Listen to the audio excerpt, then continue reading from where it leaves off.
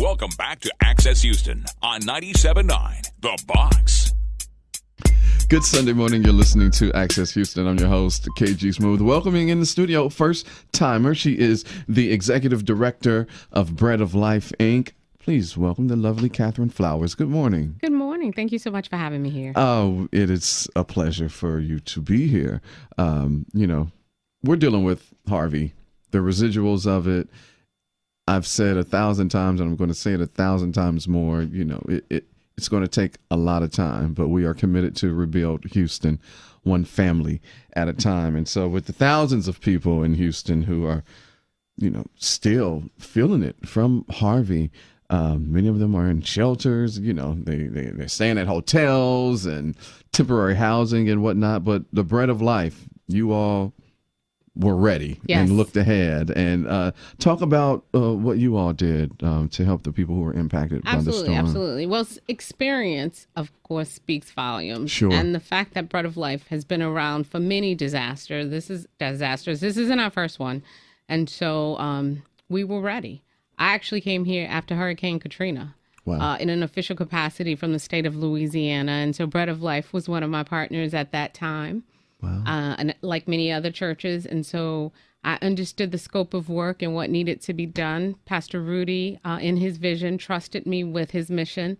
And we actually helped the city set up the convention center. So we were there from day one. And then as soon as we did our part there, we set up St. John's and Bread of Life to make sure that we could help serve the people that needed service most. Yeah. Last Friday, very special lady came by and said a word or two and did some service. Can you talk about what Beyonce being there and how it made the evacuees and the people who just needed some just some glimmer, just a little I gotta light. say, I had some reservations about that at first, right? Because I didn't even know she was coming. Mm-hmm. Everything was a secret. Her mom, Tina Knowles, had planned this luncheon. We were inviting hundreds of victims to come and be a part. And, a couple of hours before I get that call, Beyonce's coming, right? And I'm like, oh my gosh, this sets the expectation so high. Yeah. But all the notes that we received from families, they had even older seniors that were like, oh my gosh, I was so depressed, but being in that room has changed my perspective. So her just showing up made all the difference in the world, and I cannot discount it. Of course, I was concerned as an administrator because, how am I going to handle this? All these people think that Beyonce gave us millions of dollars, but it didn't even matter. Yeah. They were happy that they had the opportunity, and Beyonce was so gracious. She spent time taking pictures, and they gave out Jordans and just really quality time. Yeah. And for a lot of people, that's their love language, quality time. And B just hit it on the head. She really did an outstanding job. That's amazing. Yeah. You're listening to Access Houston. We're talking to Katherine Flowers, who's the executive director of Bread of Life. So Beyonce being one high-profile donor. Can you speak on who else stepped up? Absolutely. I would love to, because we can't do the work we do without the support from people like Tyler Perry, Ludacris, Harry Connick. Tyler Perry, day one, called Pastor Haig sent the money right then. No catch, just help the people, because he what knew. You need, bow is there. Exactly. And even the Ludacris Foundation, they made such a strong commitment. They wanted us to hold people's hands from crisis to solution. So they want to see people back into permanent housing. And so these celebrities and people who have influence have really come in. We have a mattress firm who day one wrote us a check. Wow. Saying get people back into their homes. So we are so excited about the many sponsors that we have, and we can't thank them enough. And you all are doing a lot more to provide immediate needs like, food and water and things of that nature. Can you speak on what else you all are helping? Because you all are doing something in a big, something that's really huge in my mind. We are. We're actually providing wraparound services. But again, not just the celebrities count. We have people that come and bring us $5. Yeah. I mean, that buys somebody some gas, or Yeah. it buys, because A every meal dollar, or right, every anything. dollar that we get, we actually put back into the service. So we're housing people in hotels. We're helping them back into clean up we're sending volunteers to clean up, and we provide them with all the supplies necessary to make sure they can get the job done. We feed people every day. We provide hot meals, and we have an amazing distribution site where we are giving out, we've already met our 10,000 match. Wow. We have produced these kits. We have cleaning kits, kits for seniors. We have diapers. We have shovels. We have wheelchairs.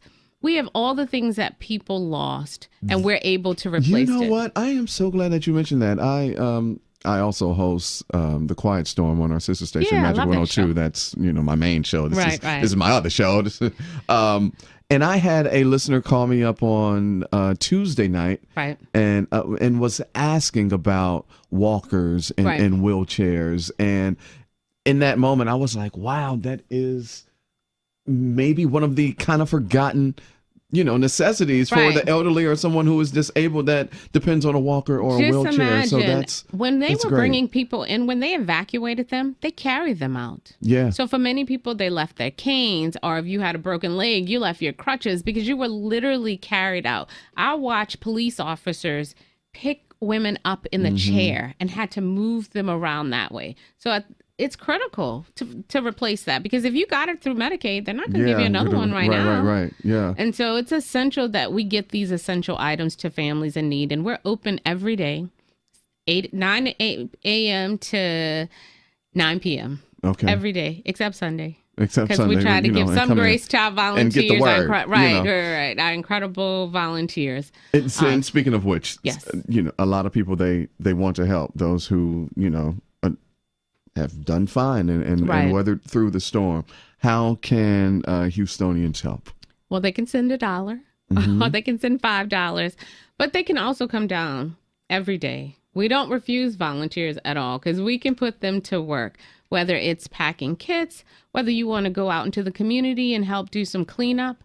We want to work with you. And so we welcome everyone down to Bread of Life and be a part of our team. And how can they get in touch? Oh, I'm sorry. Yes, they can give us a call at 713-659-3237. You can also email me. It's cflowers, Flowers, at breadoflifeinc.org. Now, you can check us out on Facebook. Yeah, that was going to be my next one. definitely These kids Bread of now, Life Inc. it's on social media is life. We're on Twitter, we're on Instagram, we're on Facebook. You can hit us up via all of the mainstream ways to connect. And before I let you go, Katherine, throughout this whole ordeal, what has been most rewarding for you that you've experienced or even saw? To be honest, the unconditional love. There was these two guys that drove down from Virginia, some dudes, right, that don't look like us.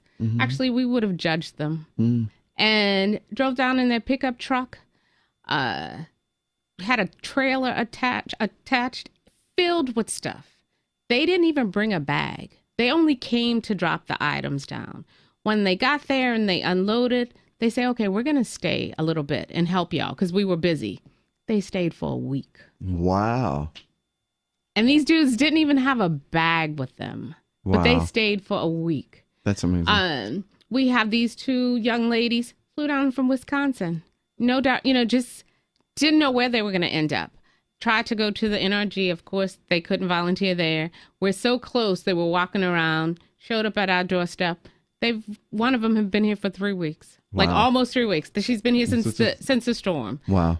That's amazing. Unconditional love. It's just been incredible. This situation, as terrible as it was, but the humanity that came out of it totally restored my faith in humanity, because earlier in August, we were seeing that BS that was going on in Charlottesville. Right. And was thinking like, wait a minute, this isn't us. This isn't America. Is it? Right. And then Harvey happened, and just watching it unfold on live television, just seeing everyone from different ethnic backgrounds, socioeconomic statuses, genders, race, all Right, of that. right. Seeing them come together to help each other hand in hand, as the telethon was this past Tuesday. Right.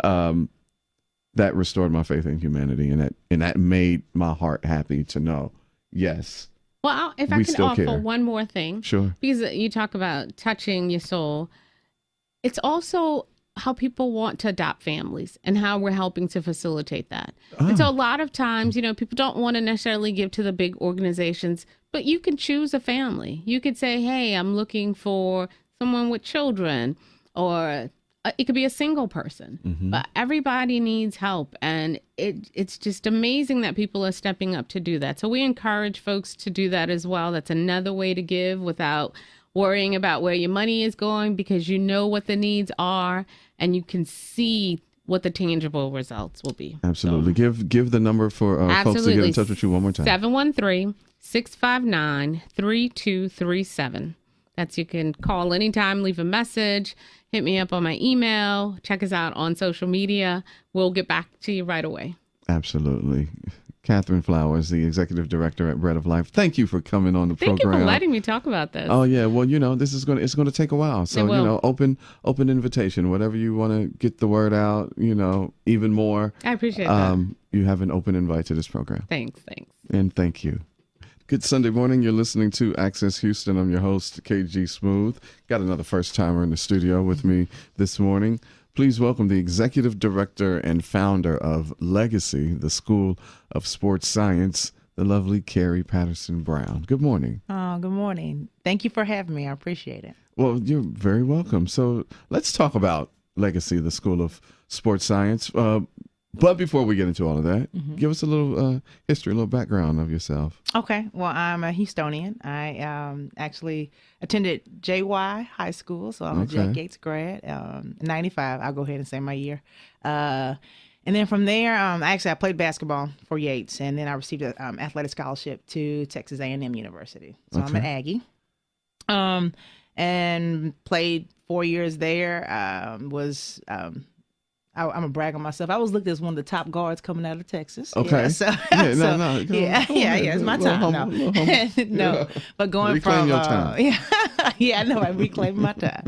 But I'm leaving from Yates, going to A&M. I was ready for the whole transition out of high school to college, but at the same time, I wasn't ready, right? So, like a lot of us, but ended up doing well. Graduated in 4 years, and then a position on the staff opened up where I became one of the assistant coaches at A&M. So I was an assistant coach there for 3 seasons. All while, let me backtrack. While I was at A&M, I met my college sweetheart, my husband now. So, and he played football for A&M. Okay. And let's see. So from there, that's when my journey kind of began. I learned who I was when I was in college, and then kind of took it from there. So that's what happens in college. Yeah. A lot of things get thrown your way. You find out who you are. Exactly. Even into your late 20s. Yeah. You still 30s, 40s. Yeah, 30s. You still try to figure it out, right? Well, we're not there in 40s yet. I don't know. I am. No, I am. So it is.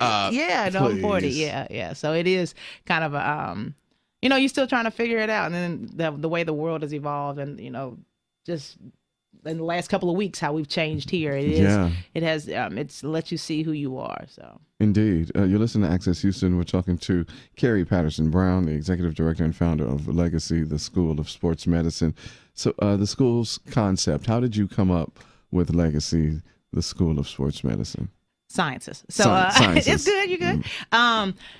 Really, I've had a lot of different experiences as a student athlete. And then when I began coaching at A&M, my husband was actually drafted to play football for the Detroit Lions. Okay. And when you think about the school concept, it's dated back. I've had a lot of experiences to kind of bring to where it is now, to bring it to fruition. And my husband was a first-round draft pick. He went in and he was good. He was really good. And what position? He was a linebacker. Okay. He actually held the 40 time, the record for the 40 time in the combine. Like, that's how good he was. Yeah. Okay. Held it for a while. But his second year, he went in for a routine tackle and he broke his neck on the field. So his life changed like that. It was where you look up and you're trying to figure out, he doesn't, his identity was always wrapped up in being a football player. So he Right. did not know what Anything next. else but Yeah, that. exactly. And he's very smart, very intelligent. I mean, Sure. knows a lot, or, knew a lot. So it wasn't like he was just only a football player, but he was always identified as being a football player. Right. So Got you it. take that image on. And so I guess that was kind of like the initial how the school kind of came about, because it was, I wanted people to realize that there was more to sport than just playing. And I want our kids to learn how to learn their value within the game and learn how to leverage that value. So that's where it kind of came about. Okay. And that was 15 years ago. And then as the years have gone by and my different experiences that I've came across, it was kind of like there has to be a school for it. So when I think of the School of Sports Science, what comes to mind is, what is that segment on ESPN? They do it during NBA season. And so they were breaking down how Steph Curry shoots his 3 points with, That's sports sciences. the circumference of the arch of, how it goes in because he shoots it high and, all of that. That's what I think of when it comes to sports science. Is that in a nutshell? But Exactly. I what mean, it is? so we have 4 components on our campus. So let me back up. If I give you a whole breakdown of the school, we have 3 big things that we kind of promote, which are academics, athletics, and professions. Okay. Academically, all of our kids on our campus can have the opportunity to graduate with up to 60 college credit hours, Okay. along with their high school Oh. diploma, and all that's free. So we are state and federally funded. 60? Yeah, we're a charter. That's an opportunity for all of state funded schools to have a early college high school program or a dual credit program. Okay. So that is an option for all of our kids. That's that a are lot in of high credit school. hours. Yeah. Oh, you can go into college as a junior.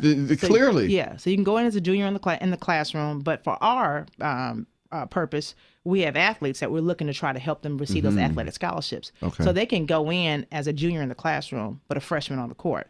So that means that they can graduate from college right. with their master's or with postgraduate work. So we're looking to try to push the thought process of, Yeah, I'm just not a ahead, player, thinking- and there's just so much more than I can get from this game. And one of that is being just my education. I mean, if I'm able to graduate, well, I received my master's from A&M while I was coaching, Okay. but I had to pay for that. Right. Now, if I'm able to start working on somebody else's dime, then why not, right? Right. I mean, it's kind of like because of the work that I did before, because of Sure. the knowledge that I had going Paying it in. forward. Yeah, exactly. So that's the academic piece.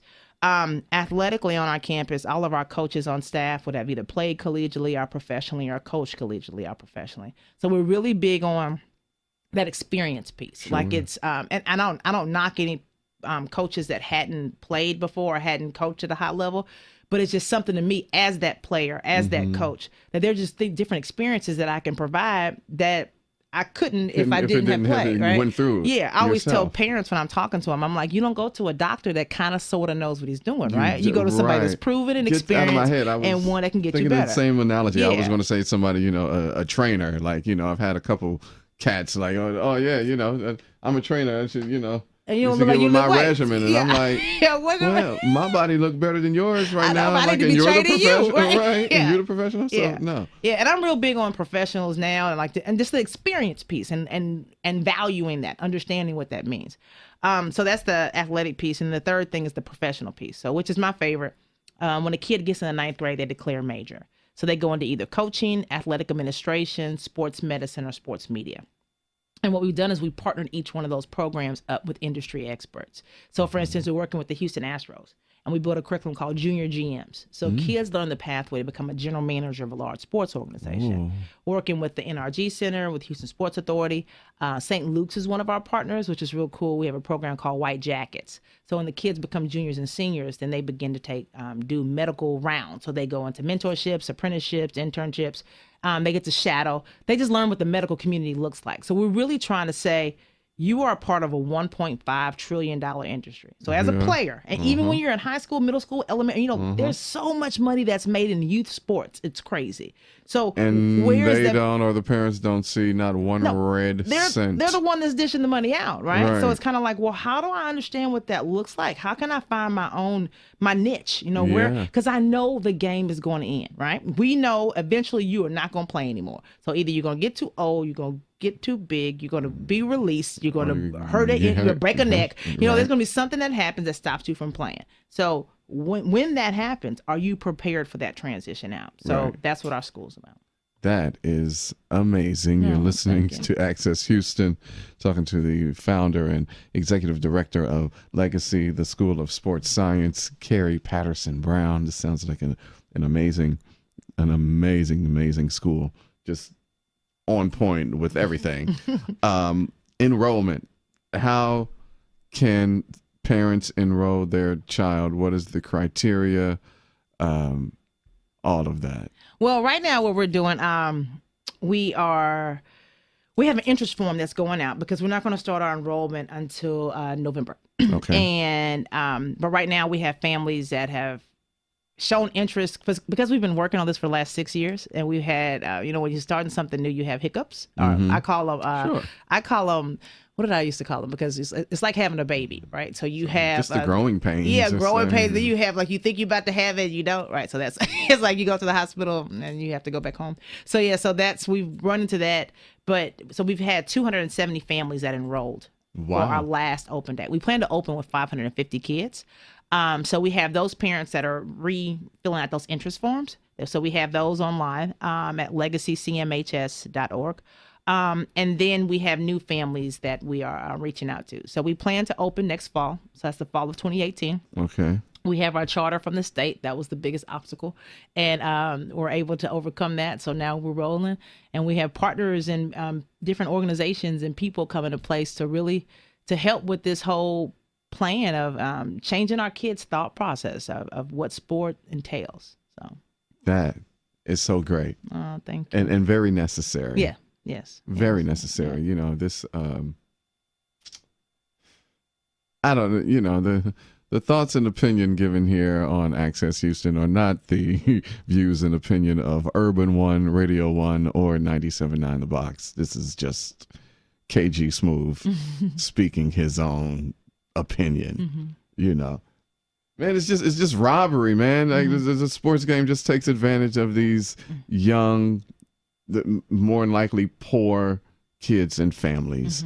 And these kids are out here and they're working hard and they're giving their all, risking their lives, to come up with a victory, And the college or said organization or said school or said athletic department or whatever, said state is just raking up the money. Just rake it up. Rake it up. And they don't see not one dime. I have an issue when there's a college kid that's playing for a Big Ten school or whatever, but yet they still hungry. That is categorically asinine to me. Yeah. So for you to have Legacy, the School of Sports Science, and teaching every aspect of sports in and out, and the bar that you have set to have the instructors there, I applaud you. That's good stuff. Thank you. I appreciate it. Yeah, we got to take our power back.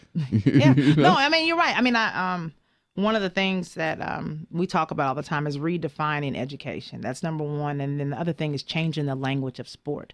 Because I feel like one of the things that happened when my husband, when he broke his neck, we were sitting in the hospital, and across the ticker was going across that it was a career-ending injury. And I felt his defeat for him, right? Just the fact that means, when you think of the word career, that means that that's your life, right? Yeah. So my mission is to change the language of sport, starting with that word of being a player is just a job, right? You bounce around from team to team trying to find that next best check. That's what that stands for. I mean, and that's what a job stands for, right?